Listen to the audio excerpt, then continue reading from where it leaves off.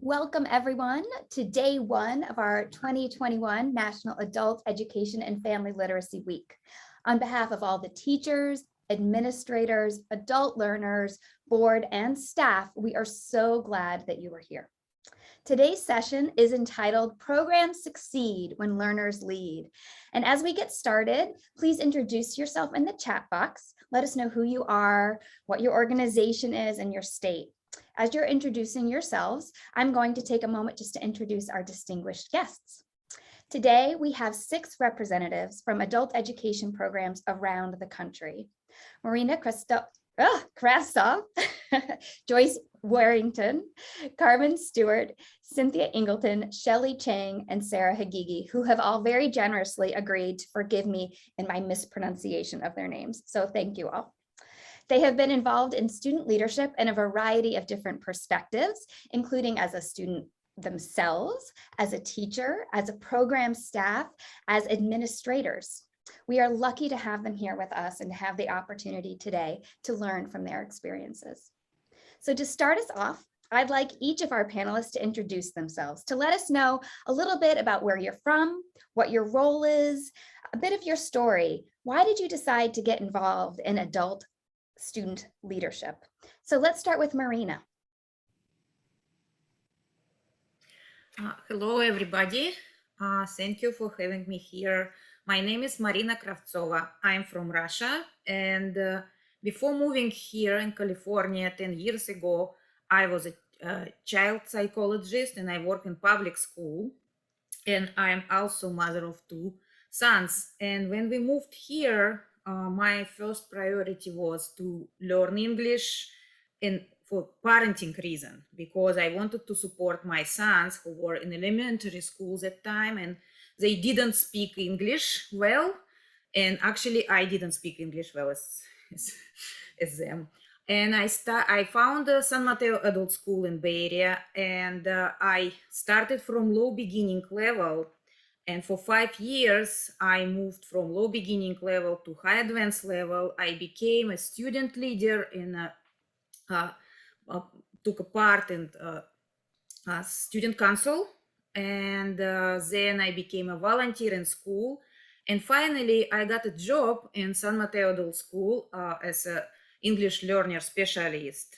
And when I started working, I also wanted to support other students who had a similar experience as I have and push them to become leaders and become volunteers and become more involved in school life. So I'm also co-coordinator of Student Ambassador program in our school. I'm a co-advisor for Student Council and I'm volunteer coordinator. So I think it's really important for students to be involved in adult education because it's their education and they should be part of this because their voices are important also. Thank you. Thank you, Marina. Joyce, you're muted. Hi, my name is Joyce Warrington and I am OASIS. OASIS is an organization of adult alumni and students in service. And I am based at Polytech Adult Education in Delaware, the first state. And so I'm really happy and glad about that. I decided to get involved in student leadership because it would be a good opportunity to serve. It would allow me to advocate. It would also allow me to legislate on behalf of students to go on to receive their diploma or GED. And I'm really passionate about that because I was out of school for over 30 years. And I decided to come back and get my diploma and to let other students know you're never too old to learn. You're never too old to come back to school. And you're never too old to voice that opinion that I can do this too. So that was one of the main reasons that I got involved with student leadership. Thank you, Joyce. Carmen. Hi, everyone. My name is Carmen Stewart. I'm the Vice President of Programming at Seeds of Literacy in Cleveland, Ohio. And I think my interest in student leadership was rooted in my own experience as a student who was given leadership opportunities. And just knowing how much I grew personally and professionally from that, I want to pay it forward to make those same opportunities available for our students. Wonderful. Thank you. Cynthia. Hi, I'm Cynthia Eagleton. I'm also at San Mateo Adult School. I'm a longtime teacher there, mostly ESL, but also in the past, I taught memoirs to older adults and parent education. And I started and did all of our social media for 10 years. And I was thinking it's kind of ironic that my face in here has a mask on it because communication and having a voice is something that is really important to me. That's why I started our social media. And everybody has a voice. Not everybody's voice is heard. And that's why I think student leadership is so important. Thank you. Shelly. Hi, everyone. My name is Shelly Chen, come from China. I have been an ESL student at San Mateo Adult School for almost 4 years. Now I'm a student ambassador and a member of Green Team. And I'm a volunteer of third CRT team. I was the Morning Student Council president in 2018 to 2019, and was part of Censor's 2020 ambassador. Why the student leadership is important for me? First, because I get involved in the leadership opportunity, so I get more opportunity to communicate with more different people, and it strengthens my English skills and build my confidence. And the second is the best way, one of the best ways to give back to our school, because our school provides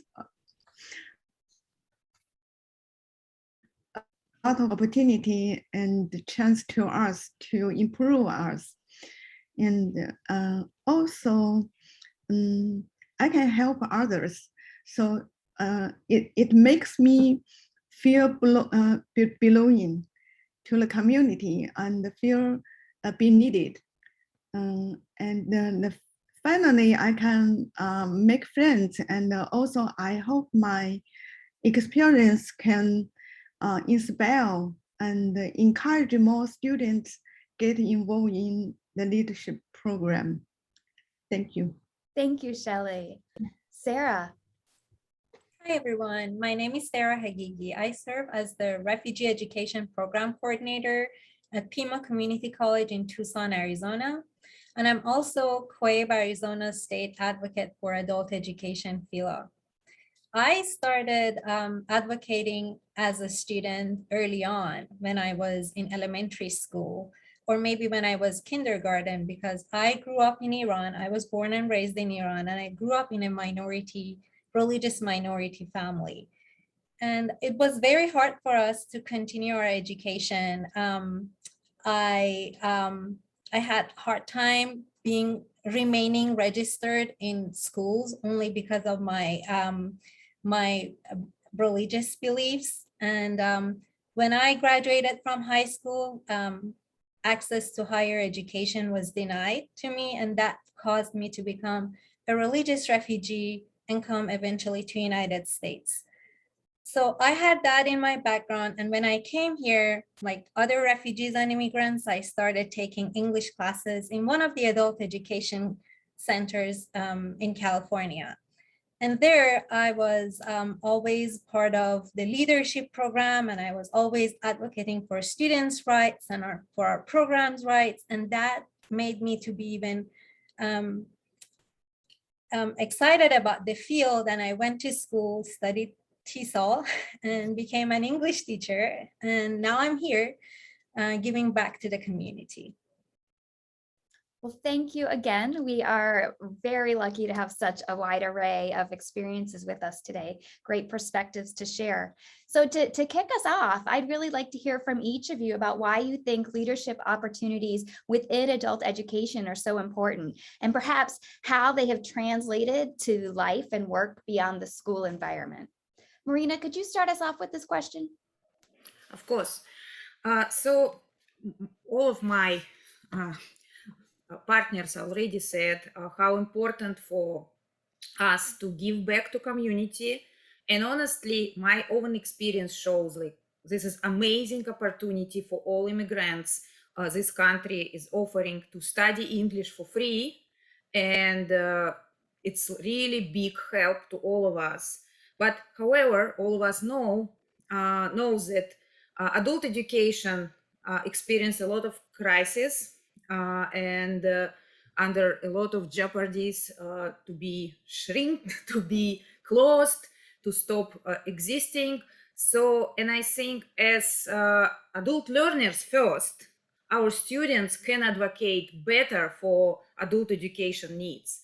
I was encouraged by my teachers to become adult education advocate when I was a student. And I think it's kind of really good experience for me, but also really huge help to my lovely adult school and for whole adult education system, because only we know our needs, and only we, I mean learners, can tell others and prove others, authorities and legislators, that adult education is really, really important. So I think, again, allowing students to become leaders and to become involved in adult school or whatever adult educational system, to become involved in this, it enriched both adult education, the school, and the students themselves. So this is my opinion.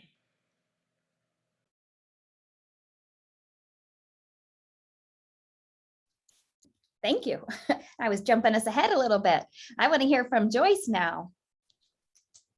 Leadership opportunities within adult education are very, very important because students come to school to attend classes. Many have jobs, many have families. Leadership opportunities give our students a chance to be involved with adult and community education by themselves spearheading statewide efforts or events. It also gives students a platform to advocate for adult education. This allows students to meet with legislators and to voice their concerns on how important adult education is to those returning to school and how important it is for support. So I think it's very important that leadership opportunities within the community of education be supported by us and other leaders and administrators to push these students that they do have a voice and their voice will be heard. Thank you. Yes, I think you've both spoken highly of the, the paying it forward and the importance of student voice. Carmen, what are your thoughts on this? Well, I think one thing that, as an administrator, I think one thing that's one thing that I would say makes it important to have student leadership opportunities in adult ed is that a lot of times adult learners are cast in almost a deficit model, what they don't know or what they don't have. And I think those opportunities for leadership give us an opportunity to see what they do have to offer our programs, which can be really, really rich and wonderful. I'm a part of a network here in Cleveland, and we have reconfigured our steering committee to make sure that there are student representatives on our steering committee. And then we've also worked to advocate to get funding so that we can give those students a stipend for their time. Often we're in meetings where we're asking for student expertise, and everybody in the room is being paid for their expertise except for those students. And I feel like the opportunities to involve them in leadership give them an opportunity to do that. We know that a lot of our students are living below where they would like to be economically. And so we've made it a point to not pay them in donuts, but to actually give them cash that they can use to help their families. And then I also think that it helps to create a context for the literacy learning that they're doing. So they're working on all of these skills, and it gives them a way to apply them. And also it can translate into work opportunities for them in fields that they may not have actually considered prior to that leadership experience. Thank you. Yeah, I'm hearing you say things like, context and, opportunities to practice and resume building. Those are all, additional wonderful components. Cynthia. Yeah, hi, and I apologize for, I don't know what happened to my computer. So can you see me? I'm on my phone. Yes. So, okay. I really agree with what everyone has said so far. And I was doing a lot of thinking about this over the weekend and working on the handout that we put together for you all. And I you know, it's natural for all human beings to want to have choice, right? That's just natural. That's how we come into the world. That's how we are. And within education, there's always a power differential. That's how it is. It's never going to completely change. But in the field of adult education, which has been around for over 150 years, that is particularly strong.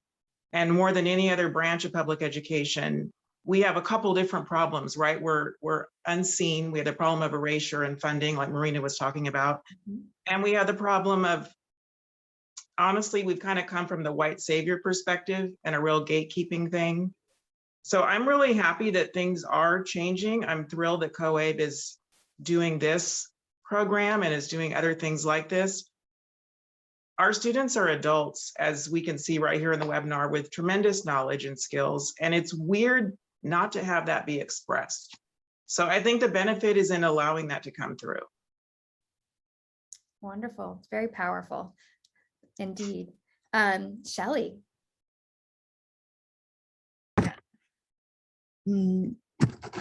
Actually, I would like to share my personal experience to talk about how the leadership program affect my life beyond the school environment.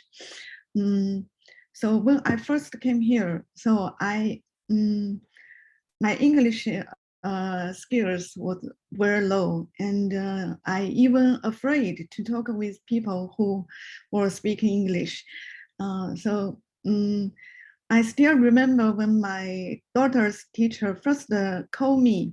I couldn't understand what she said, so I felt so depressed at that time. But when I enrolled, so I was looking for English lessons, but also the leadership program. So I regained my confidence, and also I learned how to express myself. So that's why now I became the third team member. The third team is the community emergency response team. And also I was my daughter's school parents, one of the member of the parents community.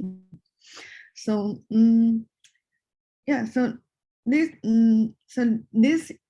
through this experience, I found the best way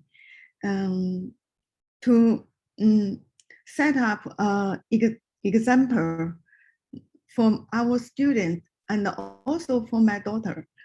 I think I take the actions also encouraged my daughter, and also we make everyone can have a vision of a better future from us. And also, yes, I think it's the best way to give back to our school and to our community. That's why I think it's very important. Thank you so much. Thank you. I heard you say a lot of interesting things in there about, giving you the confidence to be a leader in other areas, and the importance of how you were then a role model, an example, for your kids and other people in the community. That's exciting. Sarah. Yeah, sure. I believe that leadership opportunities within adult ed programs are very important. And that is because I truly believe in the phrase that says adult ed transforms lives. Just let's take a look at our population. They are either people who, for some reason, couldn't continue their high school or school at the time that they were in school and their education was interrupted, or the other side of the community is those people who came as refugees or immigrants here, and they are here to start a life from beginning and to build a life, rebuild a life here in a new country. So when you look at the world, it's very competitive, and it's becoming more competitive every day. And these people, because of the situation that they went through, they oftentimes come with trauma. They experience trauma, and they don't have, as Shelly beautifully mentioned, they come with little self-esteem or self-confidence. And as someone who came from a refugee background for so long, they've shattered this ego that we had, that it's almost non-existent at this point. And when we come to adult education, adult education becomes a refuge. That's the time that we want to rebuild that self-confidence that Shelly was talking about. It's important within the classroom, because that's a safe space that we can practice that leadership and take it to the community, be part of the community. To be able to work and live in this competitive world, we need to be leaders and lead in all the work that we do. Examples of that, Shelly mentioned it beautifully. Transformational power of leadership opportunities. Yes, yes. So now I'd like to hear some more about what your programs do to encourage student leadership. I don't know if you could start us off, Carmen. You mentioned before having students sit on even some of the highest levels of decision making there, and some of the incentives and ways of recognizing students. Can you tell us some more about how having an active student leadership program has increased program success and strengthened program culture? Sure. So how it's impacted our program culture. I think it's definitely, it makes the other students who are not participating in student leadership opportunities think about that opportunity a little bit differently and engage with our program in a different way, because once they see other students stepping up and having opportunities and getting an opportunity to be the speaker at an event that we have and things like that, it makes them want to do that. I think a lot of our students know the potential that they have inside of them, but they don't necessarily get opportunities. And so I think that's the key way that we encourage student leadership, is by creating those opportunities and preparing our students, coaching them. If they feel like, oh, I'm not a good speaker, I can't speak in front of people, we'll give them practice. If we're doing a video and they feel like, oh, I don't know how to be on a video, we got a teleprompter so that the words will be right in front of them and it's a little bit more natural. And I think just really supporting them as they take on those roles, giving them access to professional development. I think all of those things are important parts of encouraging students to participate in leadership. Thank you. Yes, helping them, practice and build up and giving them feedback, so you have that safety net. That's really important. Cynthia, do you have something to add here? And we just want to make sure I'm following along correctly. Sorry, kind of the benefits of it for the program, correct? Well, and how do you encourage student leadership? Yep. I think our school is really lucky that we have a huge number of choices. We have a lot of ways for students to step into leadership. So I think communication is an important piece to make sure folks know what's available to them and that they're welcome. And then money is important. Money for those programs, money for staff that are involved in supporting them. Maybe Shelly and Marina may want to talk more about how we have money for our student council program specifically. I can speak to also how important it is to have a supportive administration that's willing to just make space for it, make time for it, and put funding into it is really important. It's no different than the leadership in Washington. It runs on money and time and space. You have to have it. Got to have it all.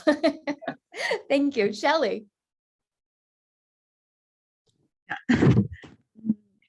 Yeah, I feel so lucky because I think San Mateo at the school have done a very great job for encouraging students to get involved. And because I was in student council, and also I'm in student ambassador right now. So I would like to share a little bit of experience about how our school encouraged us to get in. So I remember when I applied for student council, before that, my teacher told us to be the representative of the class to attend the student council meeting, monthly meeting, and also the student council teacher advisor really empower the student to host every meeting and to report the school affair to every student and to the class. And also we went to Sacramento to advocate for adult education to legislators.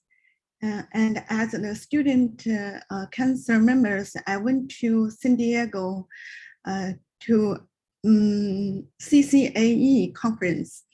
And when I talked with other teachers and staff there, I realized that only a few schools they have student representative to do presentation there.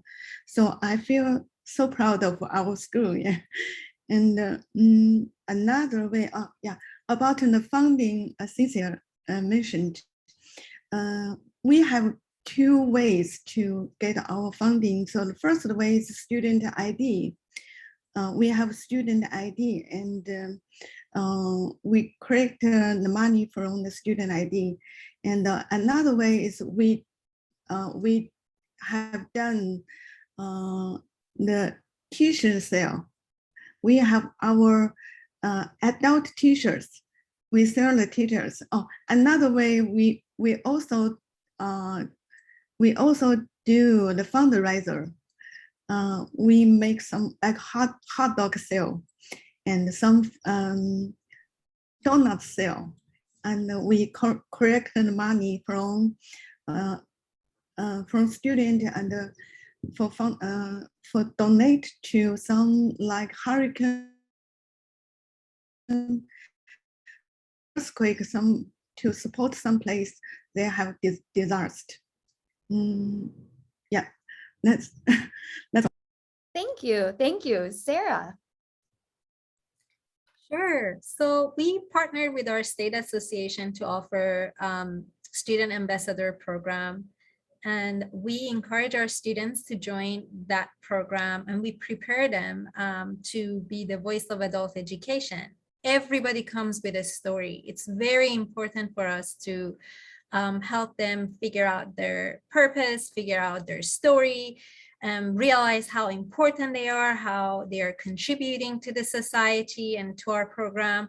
And we help them form that powerful story. And during the Adult Education and Family Literacy Week, or Capitol Hill Days, we usually take them with ourselves whenever any of us are going. They are the ones that they are the powerful voice, that they go advocate for their classmates, they go advocate for our programs, for their instructors, and they share how beneficial the adult ed programs are to students' lives by sharing their own stories. And that is very important. Indeed, indeed. Marina. Yes, so as Cynthia mentioned, our school has been offering a lot of opportunity for our students to participate and kind of fulfill their skills and interest. And it's kind of like great. I will say, like, most of our students, they don't need to be encouraged or motivated to become leaders. They just need some options, just know about this. They can do this and that. And another thing is our students, they need to, like, communication is very important. They need to know what is going on. So our staff in our school and our administrators and teachers were always honest with students, and we learn about problems of adult education, and we also learn that our voice can make a difference. So our voices can matters. So I think this is another important part of encouragement, when you understand that you can advocate for yourself. Or it could be on a bigger level when you meet with local leaders, with legislators, when you write some letters and try to change and try to affect what is going on with adult education. Or it could be also on a small local inside of our school level when we have elections for student council, when student representatives decide how to spend money our student council has. And it's decision from teachers. When students are part of any events and they not like just following instructions, they also offer how to make these events better, how to make it more interesting. And another thing, it's very important, I think what encourage our students to become leaders is when they enroll in our school, they see volunteers and other leaders, and these leaders help them to become part of community, and they think, okay, maybe I can become leader next time. So I think this is also important. Thank you. Yes. So being able to have your input listened to and respected, even in these smaller levels, then gives you more courage to give your input on the bigger levels. Yeah. Yeah. Joyce, you're muted. I'm so sorry about that, in and out with the muting.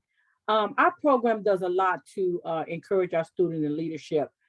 We have multiple ways we encourage our students to meet their highest potential when they themselves can inspire others to advocate for adult education. We encourage peer mentoring. Students become mentored to other students, building support within the educational community. We help students to know the seat of our government. And how we do that is we show them that they are important, that whatever they do, that they are important. And we give them a platform to empower their voices as they stand before senators, congressmen, community leaders, voicing their issues on change in improving the areas of education. And we do this through encouragement. And one of the things that we do is we take our students down the legislative hall.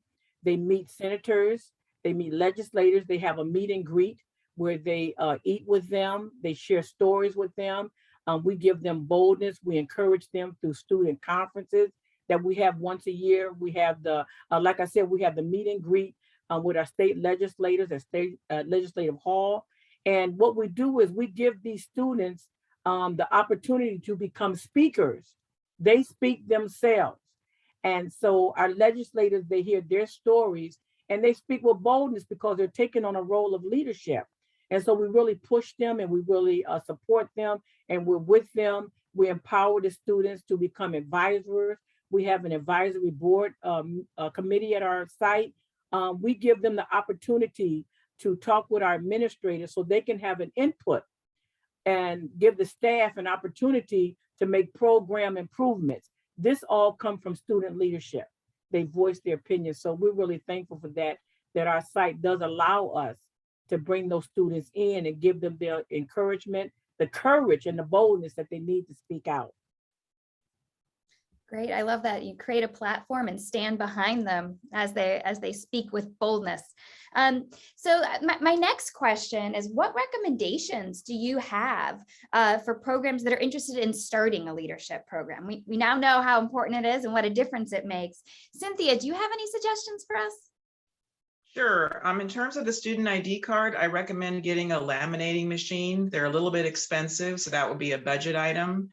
But not every adult learner has a form of ID, so it really serves a practical purpose for the person that has the ID. And additionally, our student council sold them for $10. And I think people should understand our student council sometimes has up to $10,000 in the bank with which to do really good things for our community. They bought tables with a cover people can eat outside, for example. They've done donations. I also think it's really important to have a school culture where voice is valued. That in the end is partly top down, because that's where the biggest power is. If staff and teachers don't feel they can express their voice, it's going to be hard to get them to encourage students to. So there needs to be an overall culture where it's safe to share opinions and ideas. That's really important when you think about it on the structural level. And communication, you have to communicate in-house and out broader. That's really important also. Those are my suggestions. Safe to share opinions and ideas. Yes. Shelly. Yeah, actually, so from my experience, yeah, I think if I have to say some recommendation, I think it's very important to figure out maybe the student from different culture, and we have different level of the language skills. So I just feel if we can provide more opportunity for like a low level student, make them more feel belonging and feel more confidence to get involved in the leadership program. Yeah, thank you. Thank you. That's a great suggestion. I appreciate that. Sarah. Sure. I believe that by now, almost all programs, they should have a student ambassador training. If they don't have, that is the very first step that they have to initiate one. But when they have that, they might see that oftentimes it's hard to recruit students to attend those trainings. And that has been a challenge for a couple of programs that I've worked with. And I know this is a trend everywhere. So I would suggest that it's better to start from the classroom. All instructors, they need to encourage their students. They have to work with them to become leaders. They have to participate in leadership opportunities to be an example for their students. And then by the time that we are asking students to join these students ambassador trainings, students feel that, oh, this is not something scary. We've been practicing it in our classes. Yes, of course I have a voice. Yes, of course I can help. Yes, of course I can lead a discussion or something. So it has to come from the classroom. Thank you. Marina. So, I mean, a lot of good things was said already. So I will summarize, like, yes, you need to have a dedicated staff who would love to be a leader and supervisor or advisors for this program first. Without this, no matter how many good students you have, without support from administrators, you will not be successful. Another thing is learning from others. And actually, in my experience, I remember we attended some conferences. We listened to other schools and organizations who had different leadership than we have. And this was great enrichment for us. We learned, not exactly copied, we borrowed some information from them, some examples. And another thing, also, maybe your students are not ready for big program, for outside going program. Start from something small. Start from including them in school life. And after doing this for a while, they will be ready to join bigger student ambassador program, become bigger advocates and meet with leaders, etc. But let them start from something, being involved in school life first. Don't scare them with big goals first. Honestly, it's kind of like big help. Yeah. Thank you. Thank you. Yes, I love that. It's important at the top. It's important at the ground level, and start small. Yes, yes. Joyce. No program should be without a student ambassador program.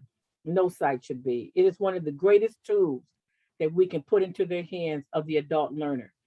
They can become advocate for adult education in their state, not just their state, but this is like across the world, where they can reach out, that have a voice. So it's not just limited to just one space.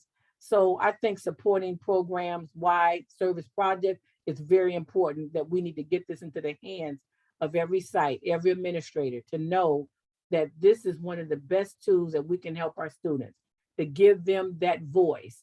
And I continually say that, give them that voice, because it gives them empowerment that they're just not there to learn, that they can take this bigger and speak out for the voices that can't speak out for themselves. And that's what I find in the classroom. There's students that cannot speak out for themselves. This student ambassadorship program allow one individual to light a flame, to light a flame, to light a flame for somebody else. So it's bigger than just us. It's bigger than just this panel. It's just huge. And so if we can just get into the hands of everybody to do this, I think that we will see one of the greatest change in this century that we have, because we've never had a program like this before. Never. Not that I am aware of, that we've never had, that it can cross boundaries, it can cross cultures, it can cross races, it can cross everything, it can build. So I'm really thankful that I'm a part of this. You're giving me goosebumps, Joyce. We are going to create a change, ignite it. Yes. Carmen. So I love all of those recommendations. I think they're all amazing. And I've been just sitting here kind of basking in it all, and then also just appreciating everybody's acknowledgement of Jessica Wobbler's work with the Student Ambassador Program, because it is amazing. And it really was wonderful to go through that training with some of our students. I have two other recommendations that I'd add to the wonderful ones that were shared already. The first is that I think the students have to be on the ground when you're creating leadership initiatives for them, instead of us imposing our thoughts and values and ways of doing things on them. Often their ideas are just simply better and make more sense and end up being more effective. So anyone who's trying to start a leadership initiative, a student leadership initiative that doesn't involve students and creating that, is really missing out on a huge opportunity. But I also think the expectations have to be a little bit different for students. We have this Adult Literacy Learners and Educators Network that we created. It was the Literacy Learners Network years ago, and we switched it because we felt like the adult learners should be central in that initiative. So we changed the name of it, brought students onto the steering committee. And one of the things that we had to think about was that, you know, it's great and easy for us to communicate via email. That's not our students' primary way of communicating. So all of the emails, you know, if you can send 1,000 emails and say, well, she doesn't check her email, then why are you still emailing? How about trying to communicate in a way that the students are actually gonna really see it and respond in a timely manner? But also, I think sometimes it's just easier for us to put our values on students instead of letting their values be the ones that take precedence, that are privileged. So those would be the two biggest recommendations for me, is that you have to let them shape it, and then you also have to be realistic about what they can do. For another example would be that we have, for our educators who are on the steering committee, we have an attendance requirement. They have a certain number of meetings that they have to attend per year to continue on the committee. You know, we ask them to make that commitment. We don't have the same commitment to our students because our students' lives are complex, and we know that, you know, any kind of thing can come up. They're working, they're parents, they're caregivers, they're community members, they're active in their faith communities, and they're managing households too. So we try to respect that and acknowledge that every student on our leadership team doesn't have to be present, but there always has to be a student voice in the room. And so we just kind of, like, instead of them being penalized for the ones that they don't come to, they're rewarded with a stipend for the ones that they are able to attend. I love that you flipped the paradigm there, really making sure students are at the center all the way through, from design to implementation, and it's about rewarding and recognizing. So that's great. What about recommendations that you guys might have for adult learners who are interested in leadership opportunities? I'm going to ask Shelly if you could start us off this time. Okay, from a learner perspective, yeah, I heard many students told me that they didn't have enough confidence to stand out, and they always say, "Oh, I can't do that. I can't do that because I'm not good at some." I'm lacking of some ability or some confidence. I just want to say, just try it, yeah, because you never know until you try, right? What you can do until you try it. That's our teacher always told us. And and another example is our green team. Yeah, because I think it's very unique organization. Yeah, Cynthia is in charge of the green team. Yeah, because we are talking about how to protect the environment. We learned a lot of knowledge from green team about the environment. Especially we make connection between our school and our community, like San Mateo, city of San Mateo. Like yesterday, no, Saturday, I shared with Cynthia. I received I received the message and email sometimes from city of San Mateo because we did some activity like clean up community, because some activity organized by city of San Mateo, and Cynthia make the connection with the city. So so in another way, we also make connection with the city. So we can get more information from San Mateo city and make connection with our community. So I think for the learners, just try it, try everything you can do from our school, try every opportunity from our school. So you will, yeah, can take advantage from that. Yeah. Yes, Thank yes. you.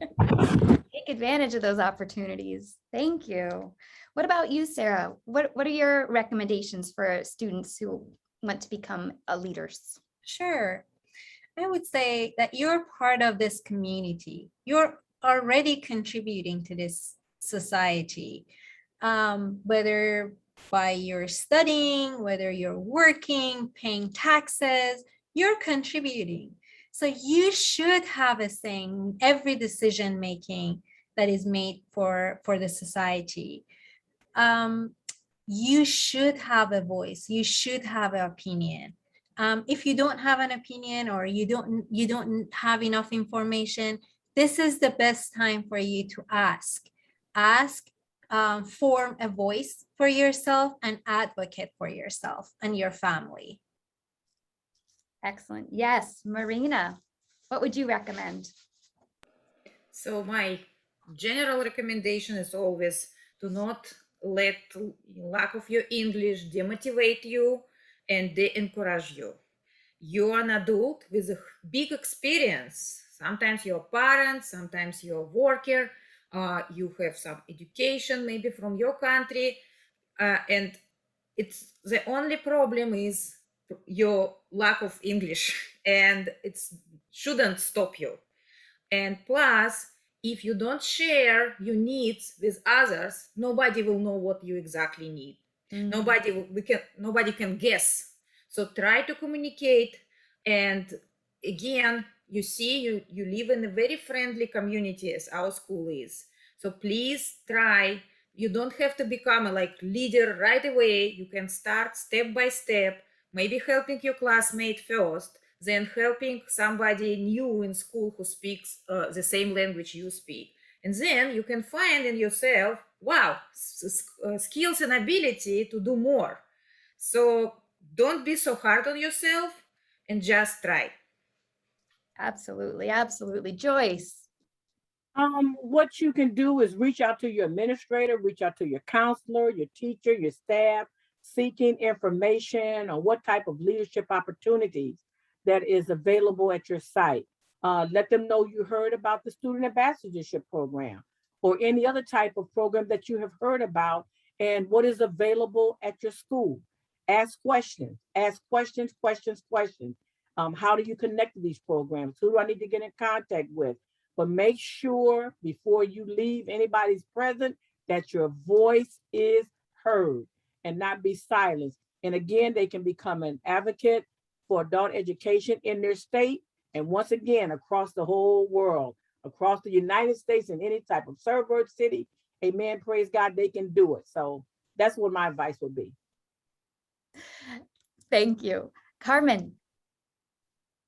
I think my biggest advice to students would be don't be intimidated by the folks who are in the room. I know a lot of times walking in the room and everyone has titles. In fact, on our steering committee, we don't use our titles so that hierarchy isn't in the room. But don't be intimidated by people because they have titles, because they have more education. More education doesn't always mean more expertise. And quite honestly, you are the expert on the student experience. We need you. So don't be intimidated by the practitioners in the room. We've all felt that imposter syndrome, right? Especially with the ladies in leadership, we've all felt that. And so I think it's time for all of that to go away. We all have voices that matter. So just remember that. Thank you. Cynthia. Yeah, I was thinking about this one. My feeling is that for any type of risk taking, I think it's true. I mean, I'm not a former adult learner, so I'm saying this as a teacher and just as a human and as someone who struggles with anxiety. And I've had a lot of problems with speaking in front of people. I feel like it's helpful to have a mentor. It's helpful to have someone ahead on the path. It's helpful to have a buddy. That buddy doesn't even have to be anywhere in your educational program. The buddy could be your best friend who just knows you and says, well, did you eat today? Or if you do that, give me a call afterwards, tell me how it went. Because you kind of need that emotional support and you need the information. And you need to remember that you have your own magic. So you're learning from others, but you also got to bring your own magic and you have it and just to let it happen. Thank you. I love this. The suggestions, the recommendations are everything from, visions to nitty gritty. It's clear that you all have such a passion for this, for our student leaders and for what we can all do together to change the world, as Joyce has been saying. Before we go on, I just want to open it up and see, Jess, were there any questions in the chat box? There was one question that we covered a little bit, but Paul asked if the panelists have any recommendations specifically for policymakers and funders who want to support student leadership. Oh, Yes, Carmen. I respond to that. I think that policymakers and funders need to be in the presence of this greatness. You cannot make these decisions from behind your desk. There are programs all over the country. It's very easy to go in and volunteer. Some of them are even virtual, so you don't even have to leave the comfort of your home or your office, but come meet these amazing students. That's all the leadership that you need as a funder or as a representative. Thank you. Anyone else want to chime in on that? Cynthia?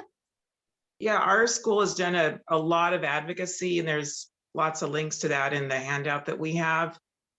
We've connected a lot with elected officials, and I think there's so many different ways that, in a way, it's easier now with Zoom, where you can invite them to a Zoom. You can attend one of their Zooms. They have a lot of Facebook events, and you can go on and you can ask questions afterwards. Prior to the pandemic, elected officials always come home to their district, and then they have events that are usually not well attended that are in the community. And so you can go to them. You can go to the Coffee with Kevin event or whatever. So my recommendation is to follow them on social media because they post those district events there. And I really do struggle with anxiety speaking to public, but I am fearless on the phone and through email. And I just call people up and I ask to talk to the aide in charge of education. And I ask for the best way to connect. And not a lot of people actually use democracy. So if you use it, you can get somewhere. Thank you. Yeah, I just wanted to add something here too. So I agree with everything that was just said.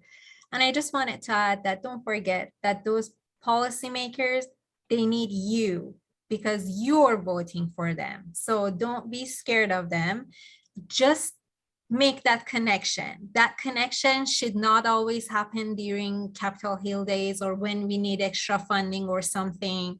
Make that connection by paying them a visit, inviting them to your school. If there is a graduation or if there is a conference, ask them to come and speak. Create that relationship, build that relationship with them, that you don't get scared when you want to go and talk to them and ask for extra funding. And they trust you as being part of their community. And that way you and your programs are not going to be invisible either. So you build that visibility. Be loud. I wanted to Connections. say something. Oh, I'm sorry. Yes, I go wanted to ahead, say Joyce. something too, is that students can go where these policymakers cannot go. And students rally other students.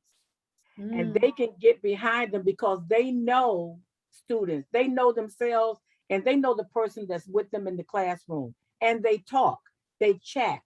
And so if we can get in there and just build them up and encourage them, I'm telling you, there is a change that takes place in the classroom. So that's a community where we need to invite these policymakers so they can come into the classroom, not just at certain functions, but come into the classroom at different times. Make that call, show up and be there, and you'll be surprised what these students can give. And I like what Carmen said, don't be intimidated.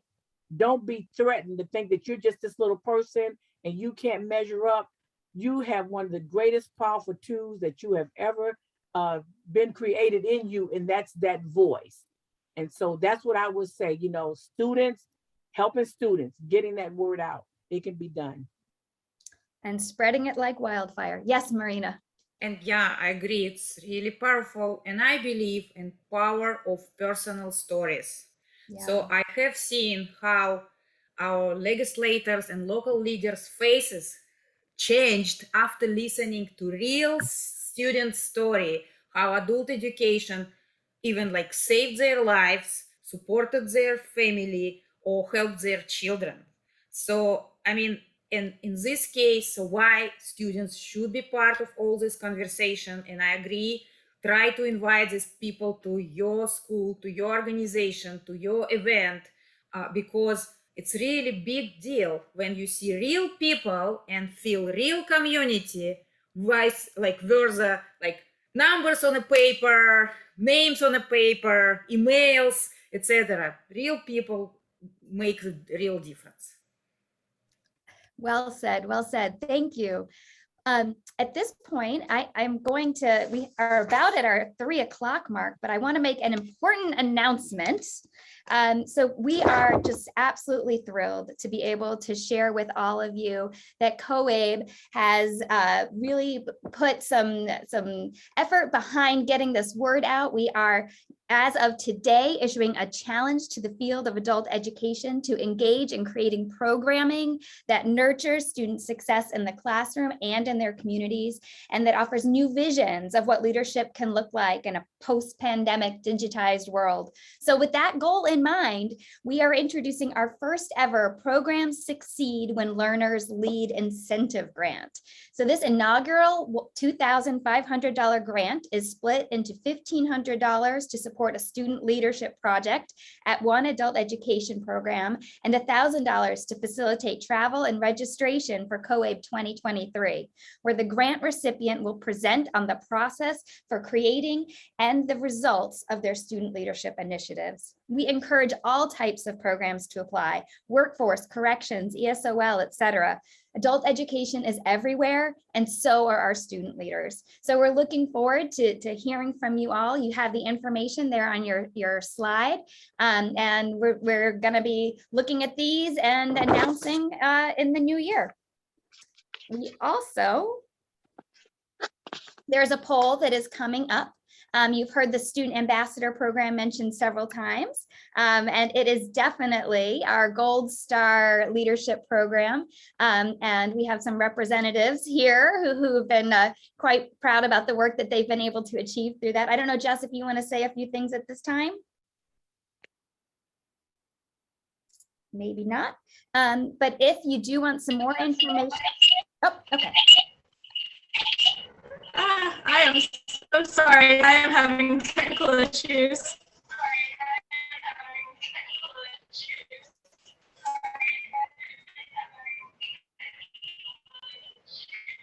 Yes. I will be in the chat. Okay, so she will put some information there in the chat. We would love to hear from you, and we should be able to connect with you about how to get an ambassador program going, both at your program level, at a state organization level, in a regional level, whatever it is, we can work with you to make it happen. We have a lot of synchronous and asynchronous tools, even at the at the classroom level. So please connect with us. We will get you the information you need and help you to get going with that. We do have a video here. Maybe Jess, you can put the link to the video into the chat as well. And we hope you watch that. You can find more information on our website. At this time, I just want to say thank you again to all of our incredible panelists for all the work that you are doing in the field day in and day out. We appreciate the voice that you bring and the change that you are igniting. I'm going to use that word from now on, Joyce. So thank you all for being here with us today, and hopefully, sparking some fires across the country, across the world. Take care.